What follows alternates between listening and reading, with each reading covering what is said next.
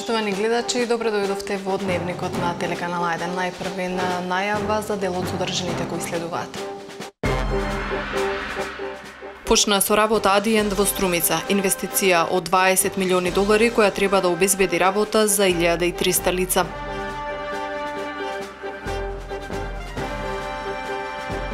Нови инфраструктурни зафати во општина Радовиш и во Радовишко најавуваат локалните власти. Завршија истражувањата на новооткриениот објект на археолошкиот локалитет Стакина чешма во Валандово.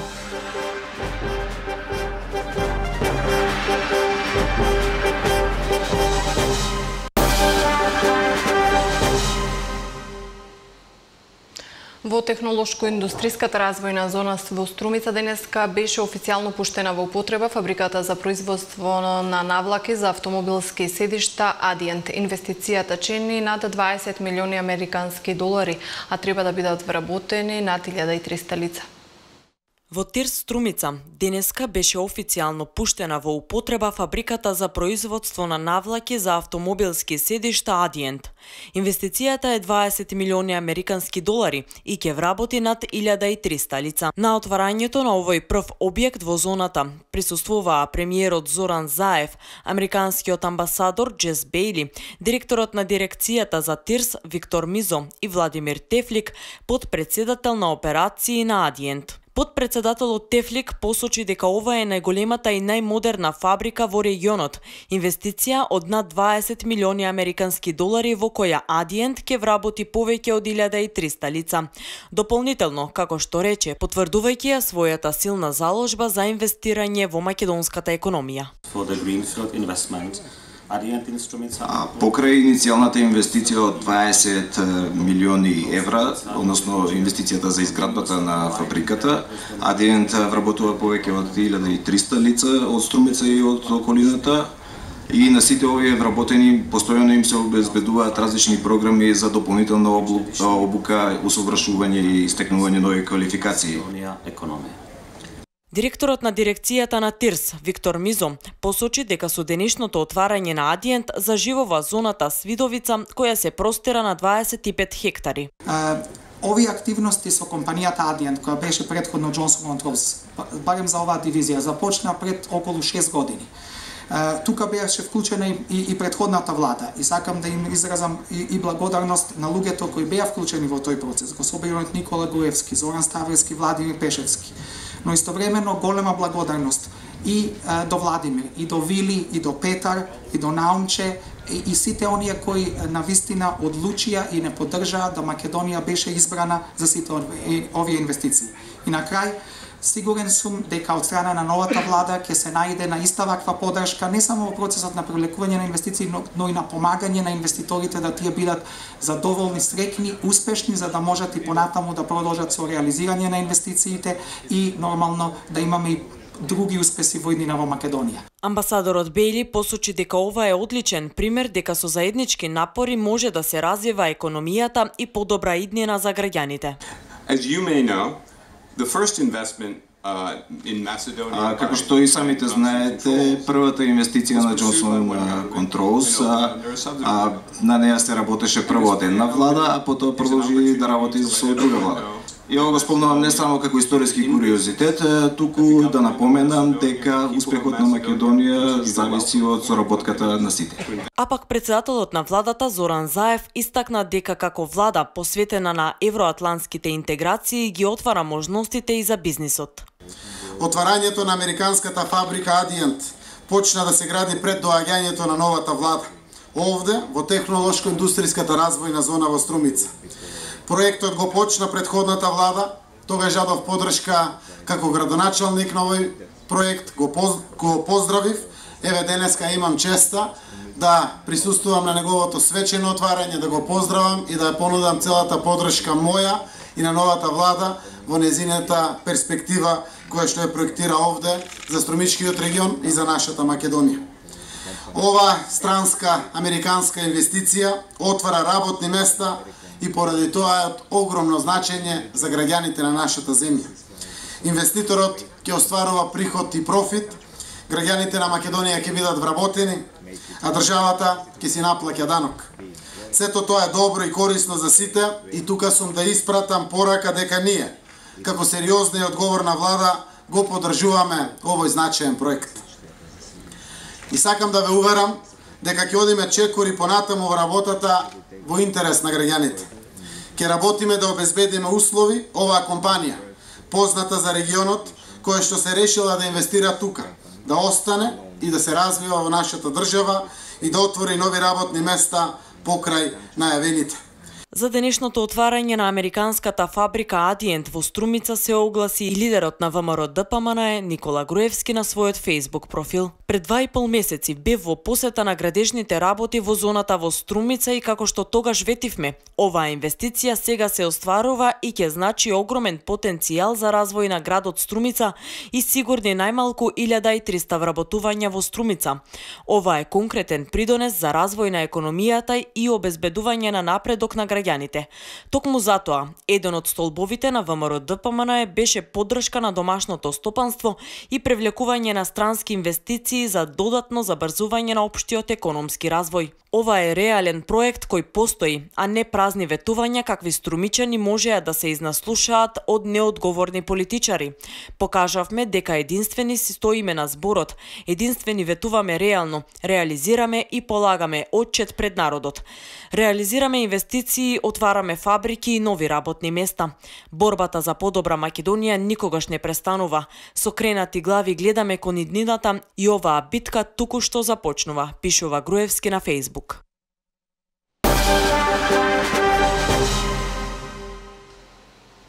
Нови инфраструктурни зафати во општина Радовиш и Радовишко најави првиот човек на општината. Еве, деновиве почнавме со реализација и на неколку други инфраструктурни проекти. Улицата која што води до технолошко-индустријската развојна зона, таа е веќе во завршна фаза. Овие денови, односно следната недела, започнуваме со улица во селото Оравица. Исто така во фаза на тендерска постапка ни се уште две улици на територијата на град Радовиш, и тоа улицата 3 и 4 во Урбан блок 15, како и неколку улици во петата местна заедница кои што ќе бидат поплочени со бетон, овие претходно споменати 3 и 4 ќе бидат целосно асфалтирани и пробиени. Исто така се надоврзуваме на проектот кој што е веќе во фаза на реализација, а тоа е паркинг просторот и пристапната улица во Урбан блок 13 во втората местна заедница, што значи еве согласно предвидената динамика, согласно предвидената програма, мислам дека сме со добар интензитет на реализација на сите предвидени активности. Набавка на рударска опрема за рек Битола, изградба на систем за топлификација на Битола, Новаци, Логоварде и Могила се двата тендера кои ги објавува ЕЛЕ, а вредноста на проектите се околу 80 милиони евра. Генералниот директор на компанијата Христијан Мицковски изјави дека јавниот повик за набавка на рударска опрема за ископ на јаглен во вредност од 34 милиони евра се обезбедени од сопственото тековно работење на компанијата и ќе биде објавен денеска. Првиот проект е набавка на механизација која што ќе му овозможи на рек Битола да самиот врши ископ на јаловина и јаглен без да ангажира надворешни кооперанти во износ од 34 милиони евра, средства кои што ќе ги обезбеди самата компанија од тековното работење, и исто тоа опфаќа набавка на булдозери, набавка на грейдери, набавка на камиони дампери, багери и така натаму. Вториот проект кој што исто така беше плод на сериозна анализа долги години наназад, тоа е проект кој што го ветувавме и дојдовме до период кога можеме да кажеме дека отпочнува самата реализација преку тендерската процедура, а тоа е постапката за изградба на топлификација на градот Битола, но и неколку пелагониски општини како што се Могила и Новаци. Проект од огромно значење исто така за компанијата, но и за пелагониските општини, како и самиот град Битола, бидејќи ќе овозможи користење на топлината која што рек Битола, отпадната топлина од производниот процес на електрична енергија во рек Битола, и истата ќе се користи за затоплување на домовите на битолчани, могилчани и граѓаните на општина Новаци. Владата на Република Македонија има законска обврска да се произнесе за резултатите од одржаните референдуми и да донесе соодветни одлуки за доделените концесии за истражување и експлоатација на минерални суровини и на првата наредна седница да се произнесе со официјален став. Е заклучокот на денешната седница на Советот за развој на Југоисточниот плански регион, на која присуствуваа градоначалниците од сите 10 општини. Во Гевјелија денес се одржа 26-та седница на Советот за развој на Југоисточен плански регион, на која присуствуваа градоначалниците од сите 10 општини. Покрај многобројните точки за расправа се дебатираше и за точката за доделување концесии за истражување и експлоатација на минерални суровини на територијата на Југоисточниот плански регион и одржаните референдуми, при што градоначалниците го донесоа следниот заклучок. Општините пред и по одржаните референдуми немаат никаква надлежност за преземање мерки, односно референдумите не произведуваат никаква правна обврска за локалните самоуправи за веќе издадените концесии за експлоатација. Единствено, резултатите од референдумите може да ги достави до Министерството за економија, односно до Владата на Република Македонија. Петто, Владата на Република Македонија има законска обврска да се произнесе за резултатите од референдумите и да донесе соодветни одлуки за доделените концесии за истражување и експлоатација на минерални суровини. Имајќи го предвид сето тоа наведено, бараме од Владата на Република Македонија, поради итноста на ситуацијата на првата наредна седница, да се произнесе со официјален став по однос на овие прашања. Одлуките за продолжување со работа на рудникот Казандол, за продолжување со истражување на деталните геолошки истражувања на Кожов и за отворање на нови рудници на оваа територија се оставени во рацете на владата, па сега може да запрат препукувањата помеѓу граѓаните во однос на ова прашање. Срнуваме на теми од еколошка проблематика. Не се решава проблемот со струшката депонија. Тоа е еколошки проблем кој создава главоболки на жителите од целиот регион. Материјал кој го подготвија нашите соработници од телевизија О2 од Охрид. Гушт чад, непријатна миризба, струга комплетно под чад, гори струшката депонија. Ова е сликата во моментов, 22 часот и 56 минути. Оган од сите страни на струшката депонија.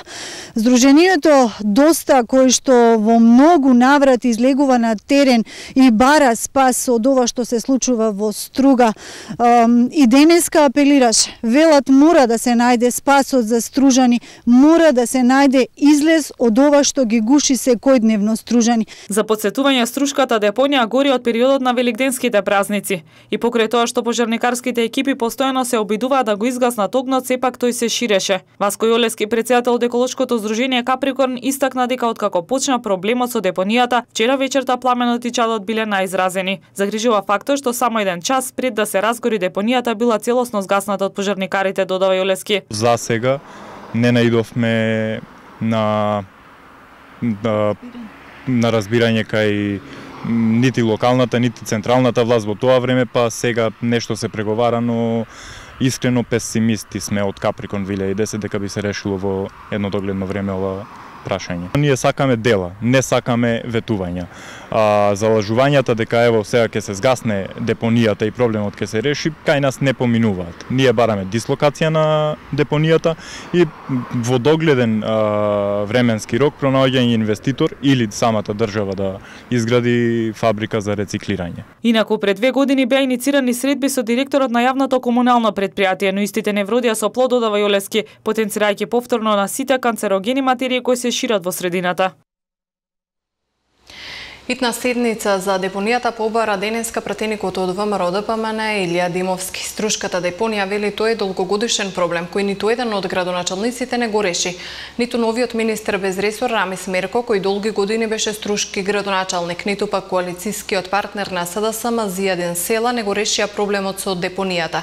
Дополнително и во мандатот на Мерко и во оној на Села, министер за екологија беше човек од редовите на ДУИ, изјави денеска Илија Димовски од собраниската говорница. Јас бев исклучително внимателен, без да сакам да насочам вина спрема било кого. Јас само врз база на прокламираните позиции за овој мандатен состав, од страна на сите политички репрезенти во овој парламент, повикав дека оваа ситуација со струга е прв момент во кој што парламентот треба, може и мора да се надфрли. Нити зборував дека една недела министерот за животна средина не пошол во струга, нити зборував дека од струга има неколку министри кои што не се заангажирале, нити зборував дека составен дел од владата се неколку бивши градоначалници на струга кои што ништо не превземале во овој период. Оставете го тоа настав. Имаме проблем, акутен, 5 пати потенцирав, дури можеби ќе станам и смешен и досаден со употреба на тој збор, но она што во овој момент го гледам во струга е стварно надворот од она што може да се толерира. И реков да не дозволиме акутниот проблем во струга да стане хроничен како во некои други општини, без да спомнувам други општини. Ние како група на избрани пратеници можеме да доставиме материјал до собранието. Но тој материјал не сакаме да биде политички памфлет. Ќе напишеме. 10 минути требаат. Колешката Затуровска веќе се качи горе да работи на тој материјал. Ќе го напишеме тој материјал, но во тој материјал што треба да внесеме? Треба да внесеме дека господинот Садула Дурако е министер, дека господинот Рамиз Мерко бил толку и толку години градоначалник, дека господинот Зијадин Села бил толку години градоначалник, дека мнозинството во свој не така. Не сакам само да ви одговорам. Не така. Затоа расправав. Ако денес до 16:30 владата не достави било каква почетна информација, нека е на една страна, нема потреба од повеќе за да се задоволи условот кој што вие, господинот Џафери, го барате за свикати на седница.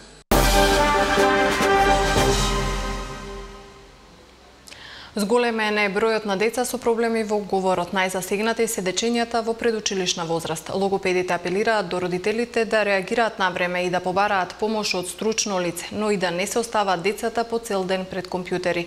Логопедите советуваат и што повеќе читање на децата. Прилогот кој подготвија нашите соработници од телевизија Мега од Битола.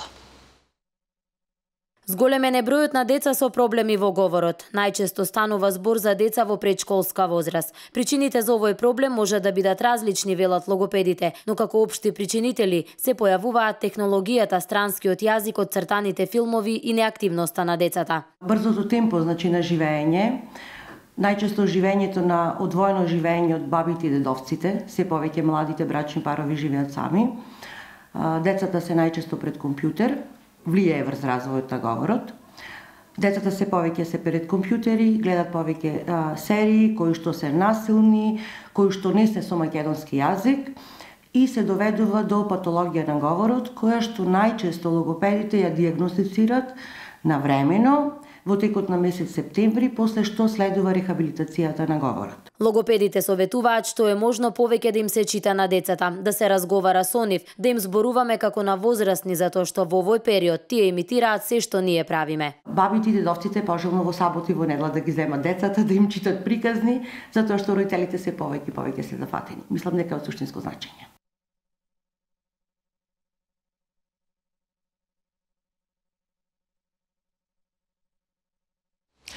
Голем број луѓе се жалат на често пождригнување дека ги измачуваат киселини, имаат болка, печење или жарење во пределот на желудникот. Некои пак велат дека има чувство на надуеност во стомакот.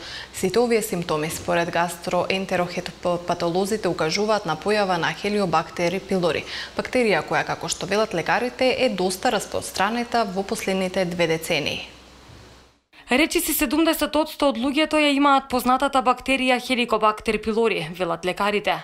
Гадење, болки во желудникот, почдригнување се најчестите симптоми за оваа бактерија. Инфекцијата обично се стекнува во детството и е заразна. Најчесто се пренесува преку плунка или преку нечисти раце. Лекарите велат дека последните 2 децении се позачестена појавата на хеликобактери. За хеликобактерот се зборувало многу одамна, премногу. Уште од 19-тиот век, но и тоа после тоа за кратко време била заборавена таа бактерија. И сега во последните децении, мислам последното 2 децении, почнува повторно да се зборува за хеликобактерот како една бактерија која што го населува во главном желудникот и која што се наоѓа таму, уште од мала возраст, значи уште од дечја возраст, практично се насилува, меѓутоа таа не е патогена, односно не предизвикува болести, бидејќи се наоѓа во еден оптимален број. Лекарите од досегашното нивно искуство велат дека оваа бактерија е најдена и кај многу мали деца. Вака, најдена е дури кај мали деца.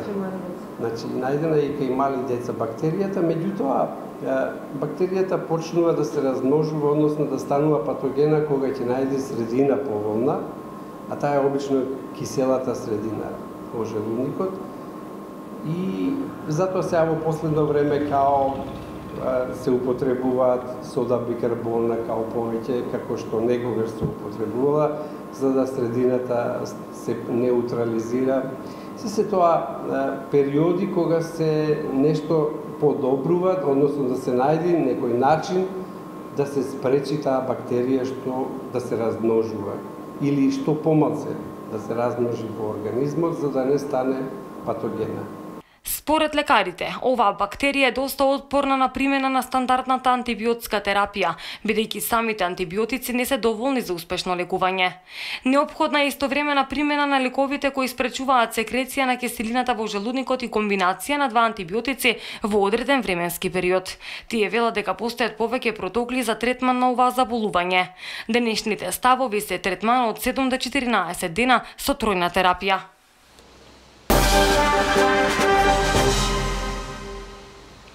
Продолжуваме со дневникот на телеканал 1. Народниот правобранител со новите законски измени ќе има две нови надлежности. Тој сега ќе може да врши промоција и едукација, а воедно ќе биде и пријател на судот. Ова значи дека народниот правобранител ќе може да ги следи судските постапки, да дава своји мислења за правната работа и во одредени судски постапки. Инаку потребата од донесување нов закон за народниот правобранител произлегува од рамковниот договор кој предвидува зголемени надлежности за оваа институција.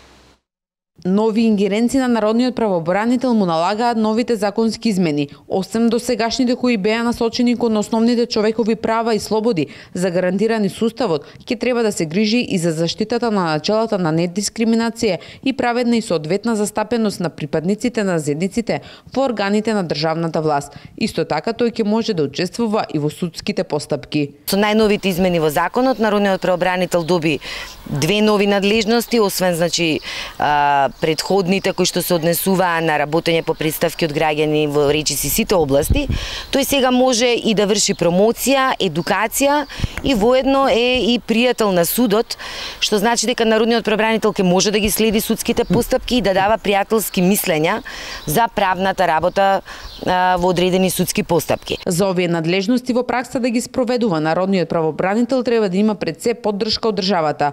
Од сите истражувања кои ги има спроведено на Хелсинскиот комитет се покажало дека нова институција, освен финансиски средства за промоција, и недостига и персонал. Тргнувајќи од фактот дека народниот правобранител се уште нема финансиски буџет и нема доволно средства за да може да вработи доволно луѓе кои што би можеле понатаму да постапуваат, односно да ги спроведуваат новите надлежности. Инаку потребата од донесување на нов закон за народниот правобранител произлегува од рамковниот договор кој предвидува зголемени надлежности за оваа институција во делот на заштитата на начелата на недискриминација и праведна застапеност на заедниците во јавните органи на сите нивоа. Предвидено е народниот правобранител да се избира со така нареченото Бадентерово мнозинство. Материјалот за народниот правобранител го подготвија нашите соработници од телевизијата Канал Плюс. Ние продолжуваме понатаму. Завршија истражувањата на новооткриениот објект на археолошкиот локалитет Стаки на Чешма во Валандово. Станува збор за подни мозаици кои се дел од некогашни луксузни објекти.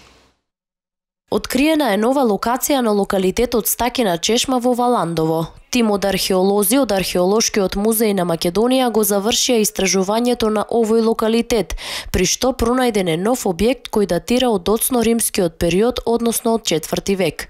Како што вели Мила Шурбановска, советник во Археолошки музеј на Македонија, станува збор за луксузен објект палата со подни мозаици. На овој простор конкретно, кај што сме сега, во 2013 е констатирано еден дел од Исто така еден луксузен објект со подни мозаици, кој што беше излезен на површина, веројатно, од атмосферските талози. И заради тоа во 2015 година почнавме со кратки истражувања на овој дел.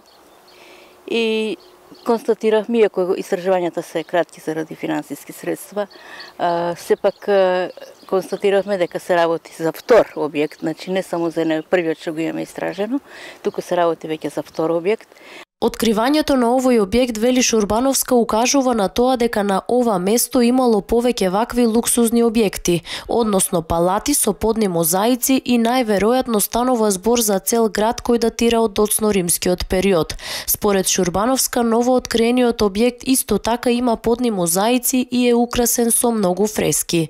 Значи може да се каже дека сега може да се каже дека не се работи како што порано се мислело за еден објект, туку јасно е дека се работи за повеќе луксузни објекти, можеме да кажеме палати, така што станува збор и веројатно за некој град кој што допрва треба да се истражува понатаму. Новиот мозаик е на оддалеченост од само 20 метри од предходниот, но истражувањата на стакена чешма се завршени за оваа година поради недостигот од финансиски средства. Засега нема информации дали до година ќе продолжат истражувањата на овој локалитет, но се очекува да прерасне во туристичка атракција на Валандово.